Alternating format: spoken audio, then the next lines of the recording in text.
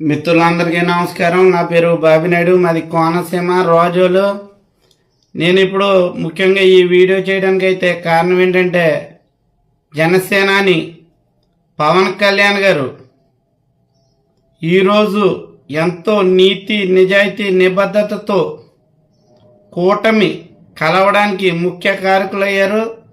అంతే నిబద్ధతతో పవన్ కళ్యాణ్ గారు పనిచేశారు. అతని మాట మీద జన సైనికులు కానీ, జనసేన వీర మహిళలు కానీ, జనసేన నాయకులు కానీ పనిచేయడం జరిగింది. కూటమికి కట్టుబడి కళ్యాణ్ గారు చెప్పారని చెప్పేసి ఈరోజు కూటమి నిలబడ్డదంటే కారణం పవన్ కళ్యాణ్ గారు. ఆ రోజు అక్రమ కేసులు బనాయించి చంద్రబాబు నాయుడు గారిని అరెస్టు చేస్తే ఏ ఒక్క టీడీపీ నాయకులు కానీ ఎవరు కూడా ఆ రోజు వచ్చిన దాఖలాలు అయితే లేవు. కానీ ఆ రోజు దమ్ముగా ధైర్యంగా పవన్ కళ్యాణ్ గారు ముందుకు వచ్చి అన్యాయం జరుగుతుందని ప్రశ్నించి ఆ రోజు తొలి అడిగేసి ఈరోజు కూటమి ఏర్పడిందంటే, ప్రభుత్వం ఏర్పడిందంటే కారణం పవన్ కళ్యాణ్ గారు. అటువంటి పవన్ కళ్యాణ్ గారిని కించపరిచే విధంగా, తక్కువ చేసే విధంగా కొంతమంది అయితే ఈ ప్రవర్తించడం అయితే జరుగుతుంది. అదైతే మాకైతే జన సైనికులుగా నచ్చట్లేదండి. చాలా ఆవేదనగా గురై ఈ ఆవేదనతో నేనైతే ఈ వీడియో చేయడం జరుగుతుంది. ఎందుకంటే ఎక్కడైనా మీటింగ్ జరుగుతున్నప్పుడు పవన్ కళ్యాణ్ గారు ఫ్లెక్సీల్లో కానీ ఇట్లో కానీ పవన్ కళ్యాణ్ గారి ఫోటోలు చిన్నగా వేయడం కావచ్చు, పవన్ కళ్యాణ్ గారి కోసం చులకనగా మాట్లాడటం కావచ్చు చేయడం జరుగుతుంది. అదేవిధంగా ఇంకా చెప్పాలంటే ఈరోజు చంద్రబాబు నాయుడు గారు మాట్లాడతారు మా మిత్రులు పవన్ కళ్యాణ్ గారు అని.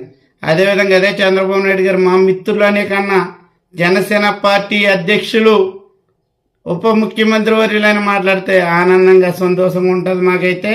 అదేవిధంగా లోకేష్ గారు కూడా మాట్లాడుతూ ఉస్తాద్ భగత్ సింగ్ మా అన్న అంటారు. అదేవిధంగా దాంతోపాటు జనసేన పార్టీ అధ్యక్షులు పవన్ కళ్యాణ్ గారిని సంబోధిస్తే ఇంకా ఆనందంగా ఉంటుంది అని చెప్పేసి మేమైతే అనుకుంటున్నామండి. ఎందుకంటే మేము ఇప్పటి నుంచి అయితే జనసేన పార్టీ కోసం నిలబడటం కదండి. గత 13 సంవత్సరాలుగా పవన్ కళ్యాణ్ గారి కోసం, జనసేన పార్టీ కోసం మేమైతే ఎంతో నిబద్ధతతో పనిచేయడం జరుగుతుంది. ఈరోజు మాకు 21 ఇచ్చిన 21 అండర్ స్ట్రైక్ రేట్తో వచ్చిందన్న దానికి కారణం పవన్ కళ్యాణ్ గారు. ఈరోజు కూటమి ఏర్పడడానికి కూడా పవన్ కళ్యాణ్ గారు అన్న విషయాన్ని అందరూ గుర్తుపెట్టుకుని దయచేసి ఇది ఒక ఆవేదన మాత్రమే.